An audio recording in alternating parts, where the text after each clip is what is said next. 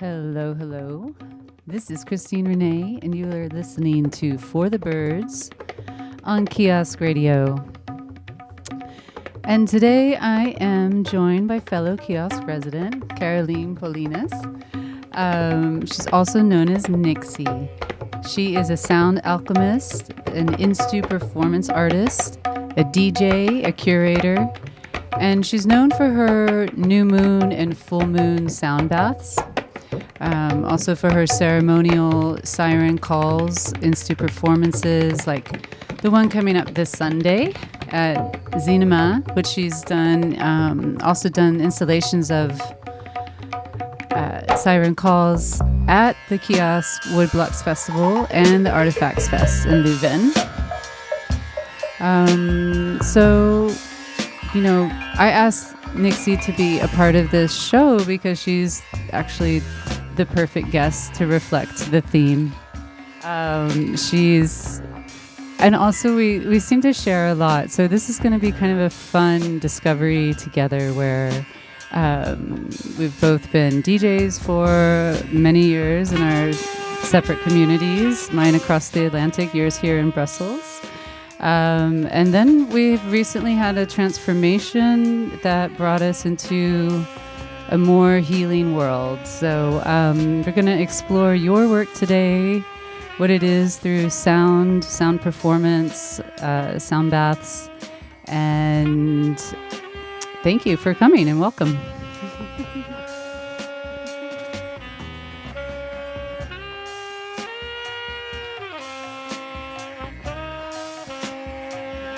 Thank you so much for having me. I'm honored to be a guest at your show.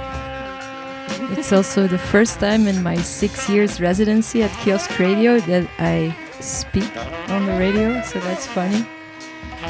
Yeah, I've also been like, what is this person's story? So that's a real blessing to get that today. Let's talk about your origins a little bit. So first thing, I've been always curious about this, when you use Caroline and when you use Nixie, and what's the significance of Nixie for you? Well, Nixie is a name that I gave myself when I was looking for a DJ name. And my first DJ name actually was DJ met haar bootje. What does that mean? And it's referring to a children's program with a little girl that would, with her grandfather, go onto these magical adventures in her mind by a little, little boat that goes on many adventures. And after a while I was like, Renée, I have to find another name. So I knew it had to be something with water because I always wanted to bring people or take people on journeys with music and bringing eclectic sets and telling a story and taking people on a journey. And so I came to the word Nixie. It's a Celtic myth of a female water spirit, and it is about someone who doesn't really find her place on the earth and so decides to go and live in the sea where she can be free. She also shapeshifts often. Sometimes she looks like a mermaid, sometimes she looks like a snake with wings, or she is a shape-shifting spirit. But she loves music and she loves bringing people together. But different than a siren, she doesn't drown the people, but she sends them back, she lets them free. And so I thought it would be a good name. Nixie also, I thought it was like Dadaistic, very like Nixie. I thought it super cute, yeah. And I didn't know that story about it being connected with the spirit, so that's beautiful. Thank you. So you mentioned that how long have you been DJing?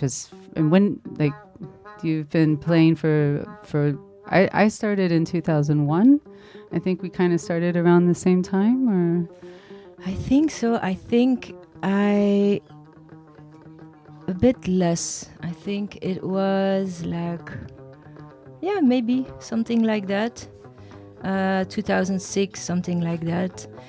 Actually, I never had the idea of becoming a DJ, but I was organizing concerts and I was just putting on music before and after and between. And then people started to ask me, "Okay, you want to DJ?" I'm like, "Well, okay, I will put on some music, yeah." And then I rolled into DJing, but the thing that I started with was to organize concerts. Okay. And then there was a moment, right, in time, a shift where you started to explore sound for healing purposes, right? Can you talk about what was the motivation for that? Well, first of all, for me, music is my love language. It saved me all my life. Like, music could always bring me somewhere where I felt safe, where I felt loved, and where I was able to travel away from reality. And so for me, it was such a journey to come where I am now, because when I was DJing, I've been DJing, I think, more than 15 years, and I really loved it a lot. But then at some point I started noticing that although I used to also party a lot, that I liked it less to stay after and party and hang out, and so it shifted, that I felt like I do want to still be working with music and with sound, but not in this nightlife setting anymore. It just because I felt that I had changed, and so I think that reflected in my choice to start working with sound differently. Yeah. Did you? So one point you mentioned COVID was an impetus for that. Yeah, for sure. Because all of a sudden I had time. There were no events. I had no DJ gigs, and so all of a sudden my biorhythm started to be very stable after. I love that. I love 15 years. Stable biorhythm. I love this. This is so nice. And also my reaction to COVID was to be really connecting with nature, going more into meditation and trying to, anchor myself into myself and into nature and into the community around me, instead of connecting to the world news of fear and all of that. So yeah, and then I also felt it's also linked to a personal hellhole where I was, because I suffered from a condition called PMDD, which is like PMS but 100 times worse. And so it starts when you have your ovulation and you have pain everywhere. You cannot function anymore. Your body aches like you have the flu, but also your mind is like one giant mist, and so you're just not the same. And so it's very disruptive. And I heard time after time from gynecologists, "Oh, well, there's no cure for it, you have to live with it," or not even knowing also, or telling me about PMDD, but just saying like, yeah, some women have it worse, than others. And what? Yeah, so that was very isolating. It was really horrible. It was a long period of a couple of years, and I kept on looking for cures for myself, because I didn't want to, stay in the acceptance of, okay, so I have to live like this now, because it was really, really hell. And people have been misdiagnosed with bipolar disease, right? Yeah. So because there's not a lot of awareness about this condition yet, or at the time, definitely not. It's more than 10 years ago. Now a little bit more, but still not enough. People were misdiagnosed, with depression or manic depression or bipolar. Or my doctor also said, "I shall give you something for your depression." I'm like, this is not a depression, because it's really linked to my cycle. I can feel it. And so it's more hormonal, which exactly. And so it was a very lonely road. And I kept on looking, and then I found energy medicine, and I started doing exercises, and within a month I felt a huge difference. So I knew, okay, I have to explore this deeper. I wanted to study it, and I healed myself completely doing that. And That's amazing. yeah, and Especially when they told you you can't be healed. So you were like, no, I'm not accepting that. absolutely. But yeah, I was really moments of being suicidal at the time, because it was really not a way to live. 2 weeks you're good and 2 weeks you're not, and like it drives one crazy. And so yeah, my nature is always staying curious, and like I'm a nerd by heart, always looking to learn, and so yeah, I'm happy that I found that, and I started listening to my body more, and I felt that I had much more power in the body than I thought previously. And so yeah, I healed myself from that, and then it became kind of a mission for me to spread this word to people. Like, the body has such powerful properties to heal itself. We're used to give our responsibility away, or our healing power away to the doctor. Please fix me. But actually, our body is amazing, and it can really adjust itself. But you have to provide the conditions to do so. And so the next step was sound healing being a branch of energy medicine. It made like all sense for me to go deeper into that, to work with sound, but in a different way. And so that's how it came to be. Wonderful. Well, I mean, thank you for sharing that. I know there's a lot in there. This month is April is, I'm sorry, It's a PMDD awareness month. Thank you. And so it's really nice when you share, when we hear these stories that are so from the heart and so personal, because they always do reach somebody. So. Let's take a little break and play some music, and we'll be back in a few.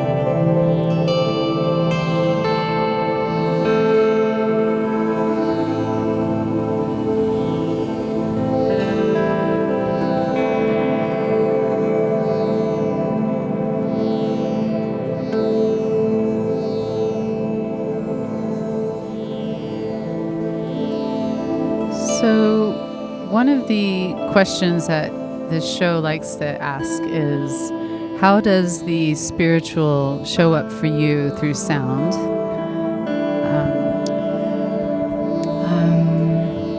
For me, it's about intention, and it's about presence more than performance or aiming for a result, but more becoming a vessel, and to feel what moves through you and to express that. That is for me how I see or how I feel the spiritual in music. When I feel that it's more connective dance with the cosmos, connective dance with the divine, and that's really when musicians really go beyond themselves in search of a connection to something greater than them and greater than the scene. I mean the scene, the visible, and like becoming a vessel for what moves through, and in that way speaking a cosmic language, as Sun Ra would say. Or for me that is how I feel the spiritual in sound, I think.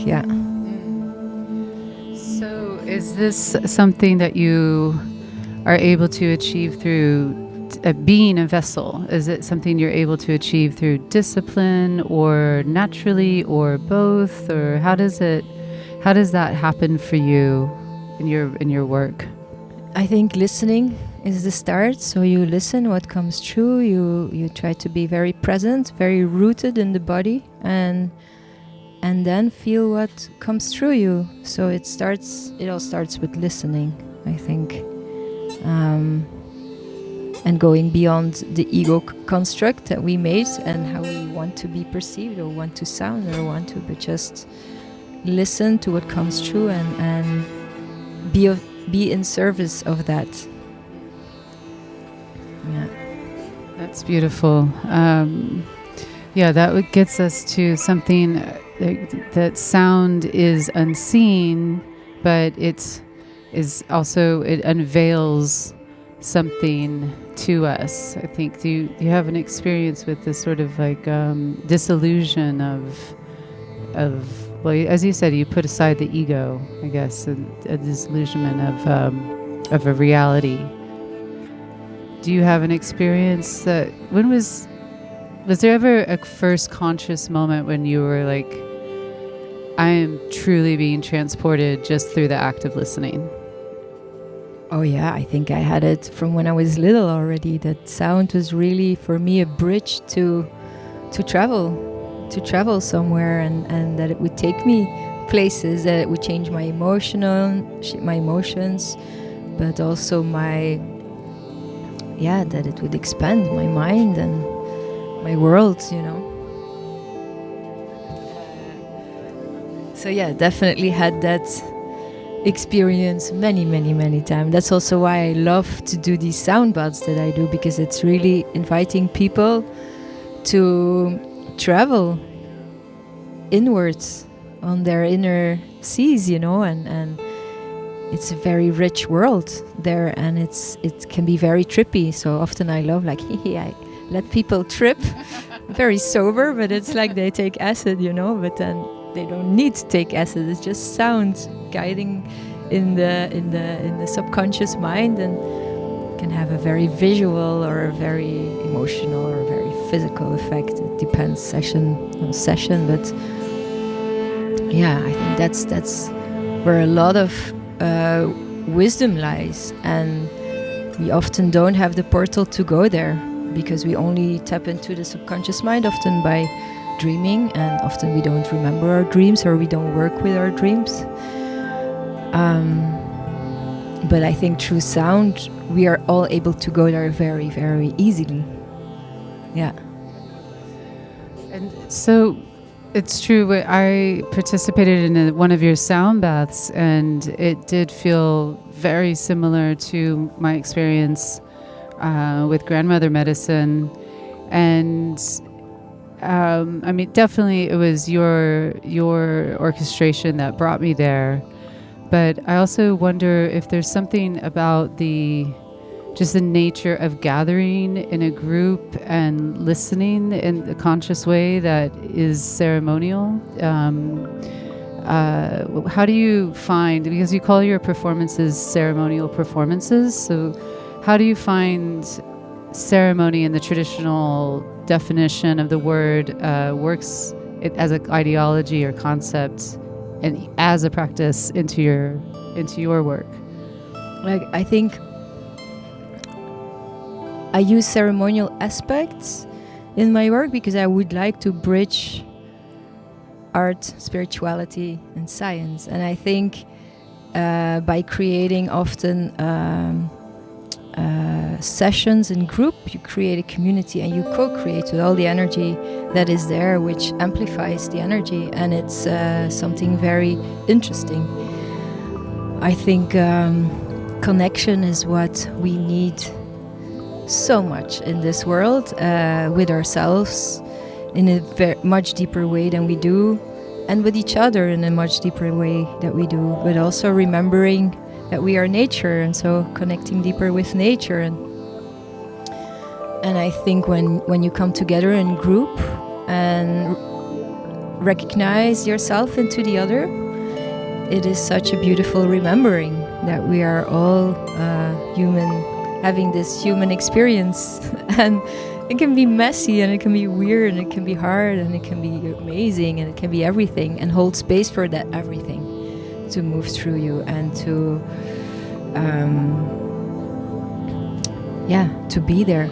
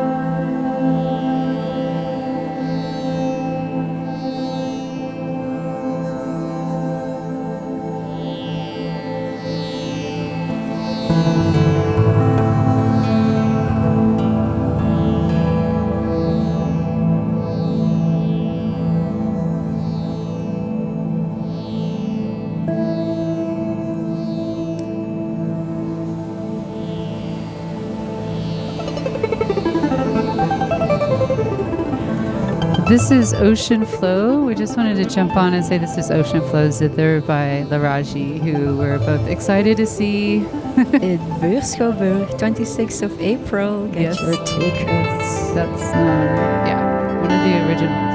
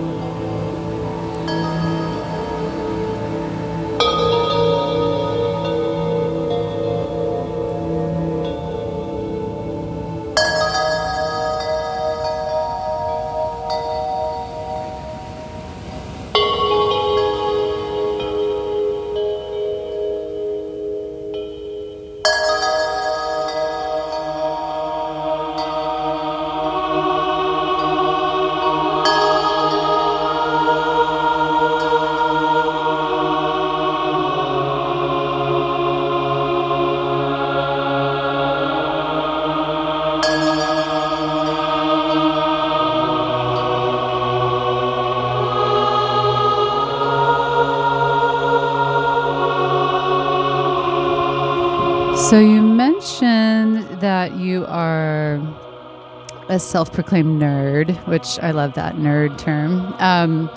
But I want, and also that you love the science of sound. So can you tell us a little bit? How did you train, and what aspects of science in sound do you gravitate toward? Do you love, or are you interested in right now?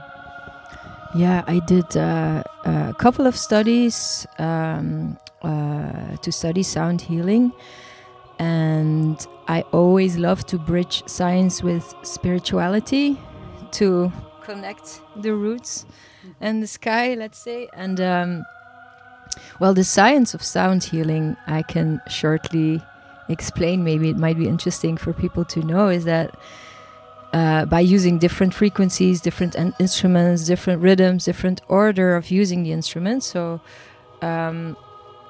the body is brought into a very relaxed state where the nervous system is calmed down, where the heart rate slows down, and where the brain waves also go into like a theta brainwave state. And a theta brainwave state, that's the magical state. It's a state we acquire every day or go into every day during rapid eye movement right before we fall asleep. And I don't know if you can remember that you drift in and out of consciousness. You know that you're not sleeping yet, but you also know you're not awake yet. You're in this in-between zone, which is a very interesting zone because it's a zone where you create a portal to your subconscious. And normally it's very quick before we fall asleep at night. And during a sound bath, I try to prolong this state to an hour, that really you can drift in and out of consciousness in being in this state. And so it can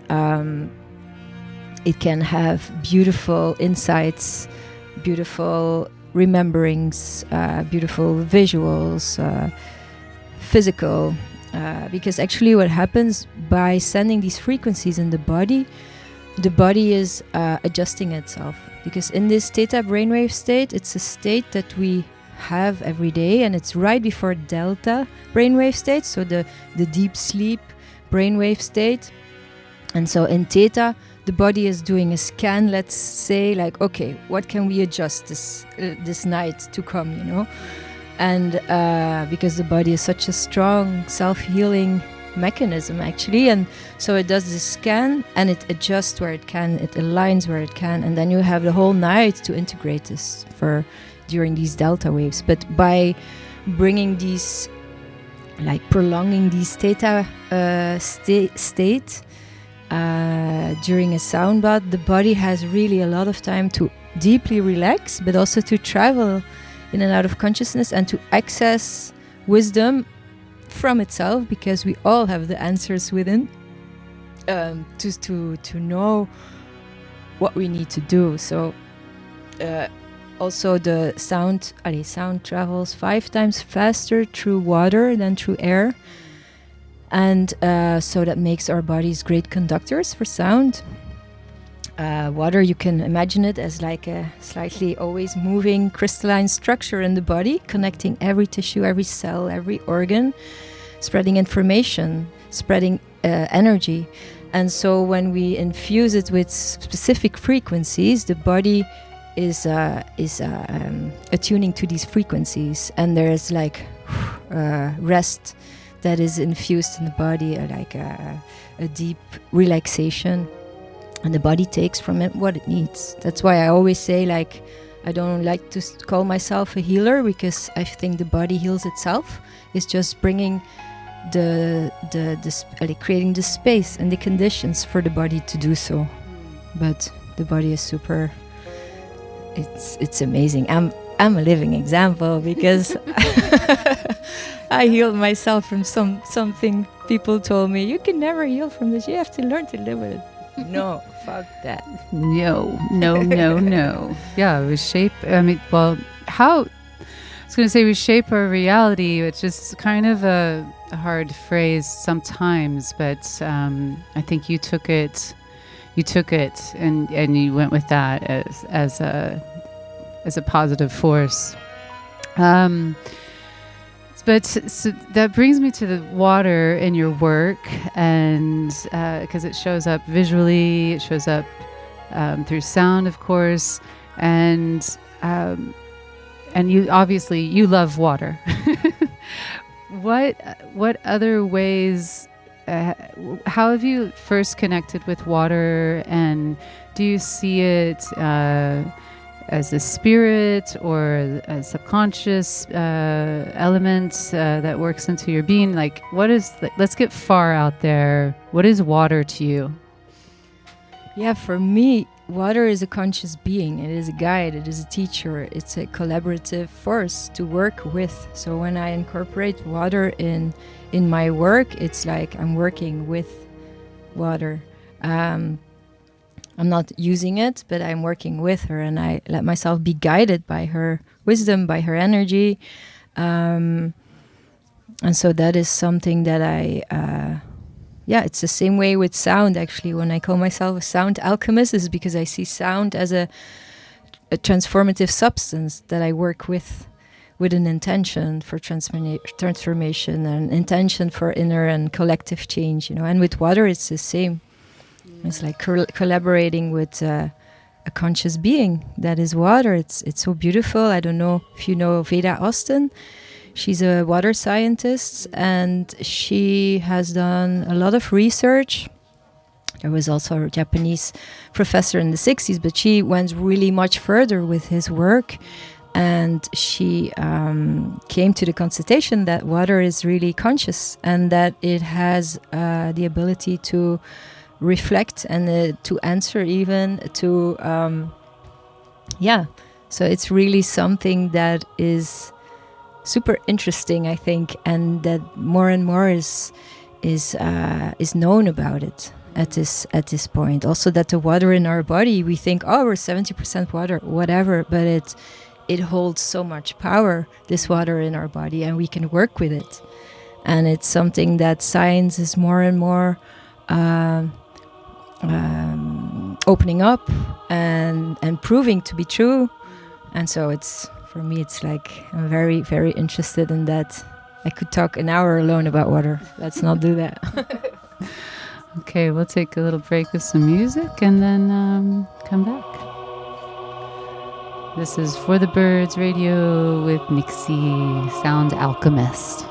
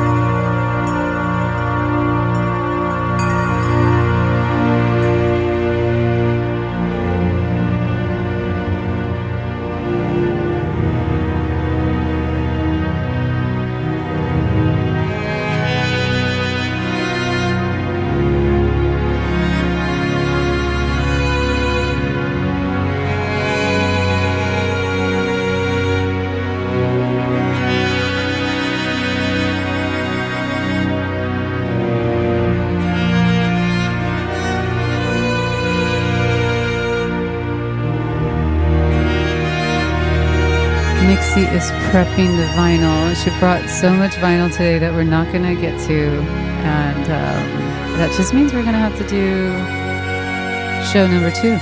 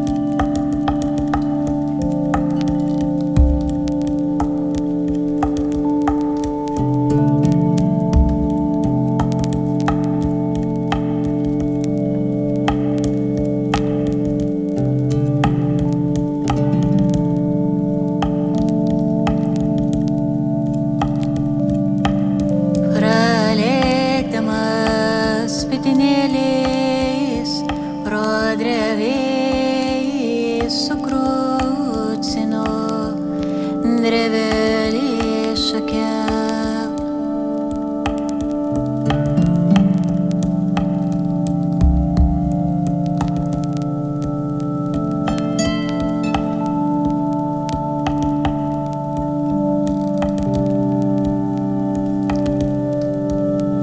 Sukrucino dreveli šakeliai prabudino drabniuoju bitėm.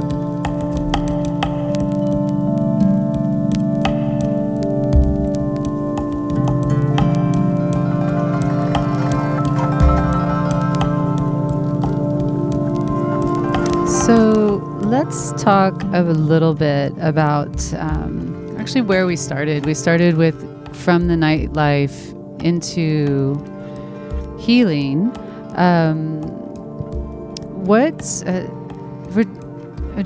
It's always been interesting to me that DJing is aligned with, or often the words used to describe it are all related to ceremony. So first I had a question for you in your experience. When you were primarily DJing without the intention to heal, did you relate to, or how did you relate to that experience, that group sound experience? Was it ceremonial in those spaces as well, or? No, I don't think so, but it was always, I could always feel the power of bringing in energy into a room through sound and creating a different energy in that way. So that, yes, it's part of DJing. I also my nerd self wants to add something, that recently science discovered that sound literally has gravity. So, that people that are dancing, like it's not only we want to feel, the bass, but we really are drawn to the earth, moving on it. So that's so interesting. So I think, every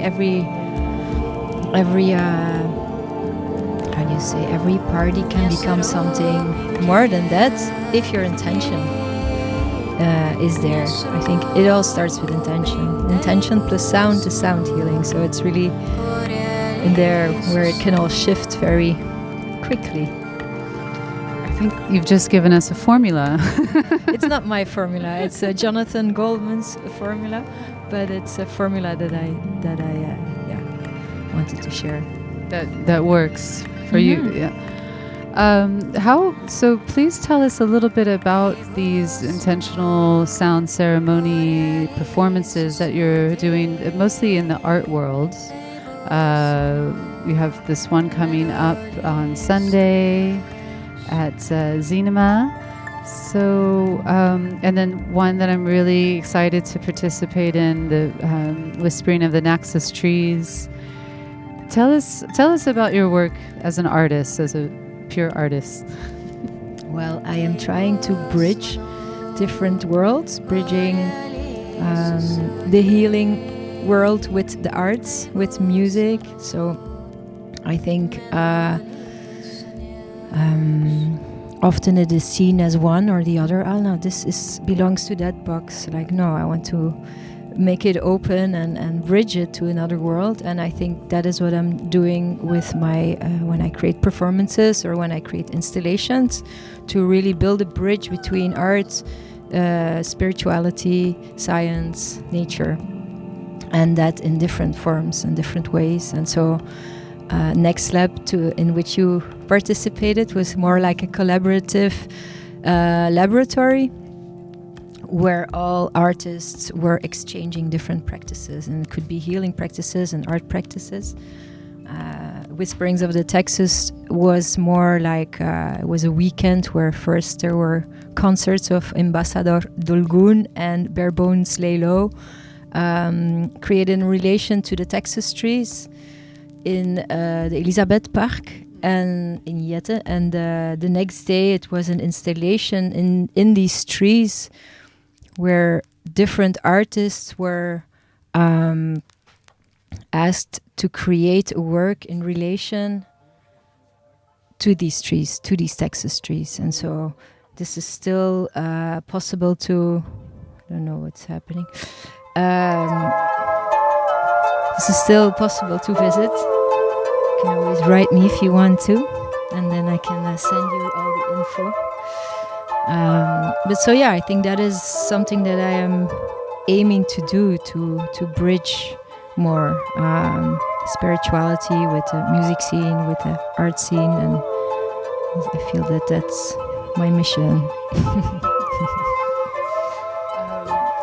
So tell us a little bit about the events that you have coming up. Sunday. Oh yes, I warmly welcome everyone to Cinema this Sunday. It's a performance of 40 minutes. Doors open at 2. Performance starts at 3. And it's a performance that I created actually for Woodblocks Festival because... that's the Kiosk Festival. Yes. So the beautiful people of Kiosk Festival asked me to create something to open the festival based on my Outsiders sound healing radio show. And so I created a performance that's called Siren Calls. And every time that I brought it in different places, I always reworked it. And so every time it was a unique performance. And this time I will bring it in Cinema this Sunday at 3 o'clock. All feel most welcome. Looking forward to that. Thank you, Caroline, for joining us. Thank you so much for sharing. Yes, and sharing your stories. And if you want to join Nixie in her sound healing alchemy sessions, how's the best way? What's the best way for people to reach you? You can find me on Instagram, Energy 8 Medicine, or just find me on Caroline Polenus Instagram, and there you find the handles to my Sound Alchemy account. Voilà. Great. Okay. Thank you very much. This has been For the Birds on Kiosk Radio. Till next time. Bye.